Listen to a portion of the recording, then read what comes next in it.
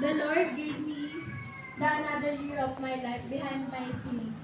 So, ayun, super thankful po ako kay Lord kasi sa araw-araw niyang paggabay sa akin mula sa pagpasok sa school hanggang pag-uwi at sa araw-araw na pagbibigay niya sa akin ng kalakasan at sa aking pamilya. At nagpapasalamat din ako kasi kahit na minsan nagkukulang tayo kay Lord at hindi tayo nakakasunod sa Kanya, pero ayun, patuloy na binibigyan ng pagkakataong mabuhay sa mundo. Ito. Amen. Ayun.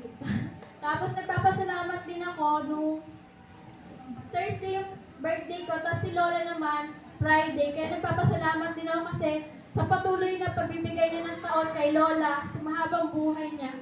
Na patuloy na binibigyan siya ng kalakasan. Ayun. So all the praise and gratitude is always for you, Jesus. Yun lang po. Amen. Maraming salamat. Amen. Maraming po salamat sa Panginoon sa buhay ni Sister Christine. At lagi po siyang iniingatan at binibigyan pa ng maraming taon. At ngayon naman po, idala ko naman po tayo sa pag-special namin.